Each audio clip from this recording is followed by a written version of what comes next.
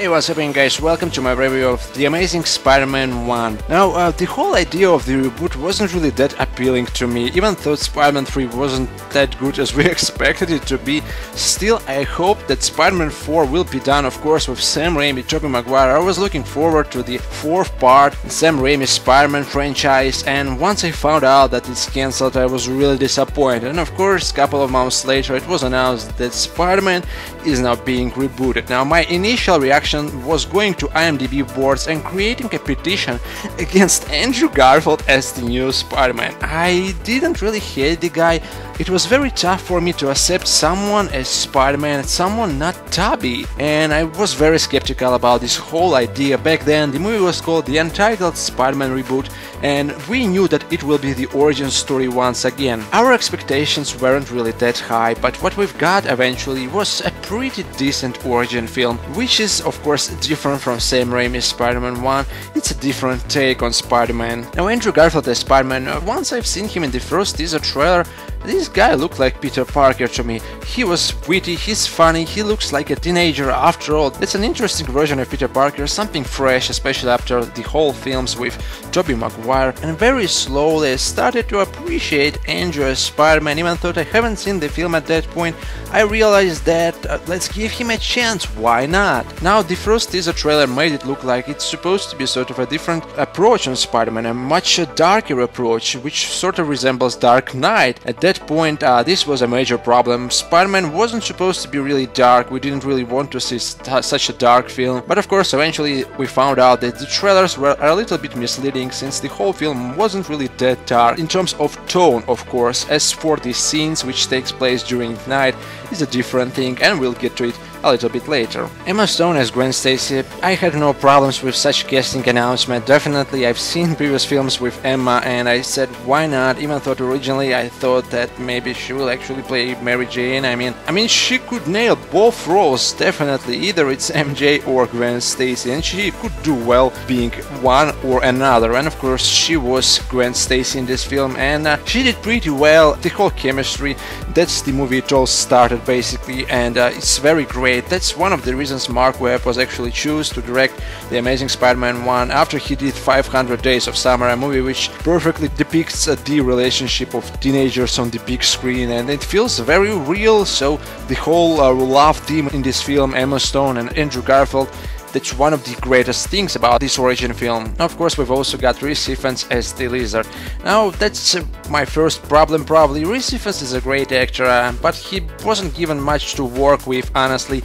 The whole motivation of the Lizard and his character wasn't really that believable, and you didn't really think that he would really try to transform everyone in this whole city into lizards. Now, of course, the character wasn't really that rushed. Still, some deleted scenes with his son would make the film somehow better, definitely, but the character wasn't really rushed. The problem is his motivation overall. Of course, at this point they had no really idea about the plans for the sequel. They didn't know what the sequel will be. They hadn't really had their vision of the future of the franchise and the whole thing with Sinister Six, Venom. I mean, Avengers weren't done yet, so they kind of follow with the Sam Raimi's one villain formula, talking about Spider-Man 1 and Spider-Man 2, but the villain wasn't really that believable and felt a little bit cheap. The supporting characters of Uncle Ben, Martin Sheen and Aunt May, Sally Field and Denis Leary as George Stacy, definitely great actors there, but once again I don't think they were given enough stuff to work with. For example, Sally Field, I can't really praise this version of Aunt May as much as I did with Rosemary Harris' Aunt May.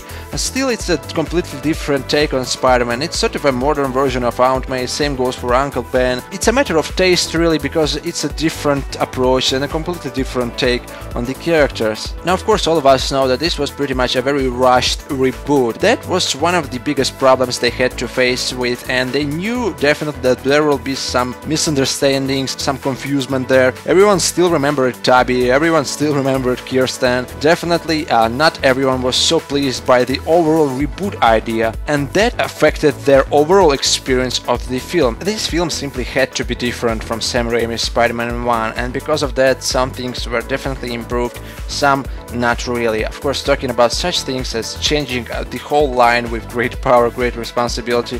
That's kinda really brief scene there, but it affects the whole enjoyment, especially by the hardcore Spidey fans. Why would you do that? You can make so many things different. You can make it a completely different origin film. Don't change that line. Now, of course, there are also some things Mark Webb did a lot better than Sam Raimi did. For example, the whole story of Peter Parker becoming Spider-Man. This is a journey. You can see him transforming from the whole film. It's not like he decides to become Spider-Man, boom, he's Spider-Man. No, he actually searches for his Uncle Ben's killer, and he's motivated by the revenge. He doesn't really think about being a superhero at that point, saving people's life. No, the only thing he cares about is really finding the Uncle Ben's killer, and only later on, half through the film, if not more, he realizes that perhaps he can actually use his powers for the greater good.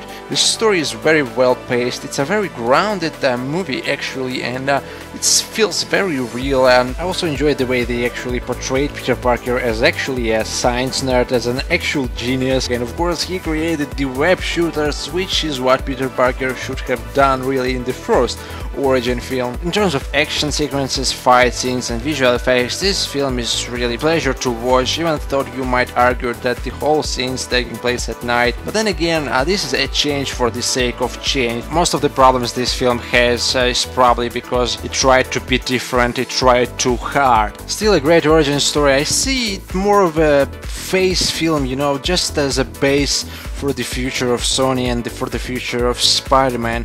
I still don't really see it as a standalone origin Spider-Man film, probably because it was already done by Sam Raimi. This film had no way out, it had to face this basically reaction that, you know, once again you're doing the origin film.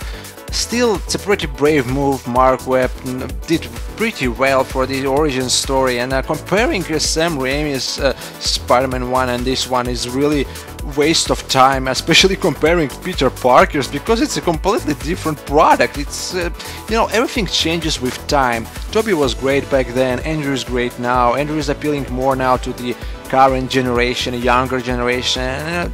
It's a very different thing, you can't really compare it unless you really want to, but then again, why would you? It's Spider-Man and you should enjoy that it's actually a Spider-Man film, it's a different take on the character based on some different material, especially bringing the Peter Parker's story once again for the sake of change still makes it somehow fresh and interesting to watch. The Amazing Spider-Man 1 is a fun ride, it's nowhere near my favorite Spider-Man film, not even the second, but still I really enjoyed because it introduced us Andrew as Peter Parker and of course Emma Stone and Gwen Stacy, the relationship between them.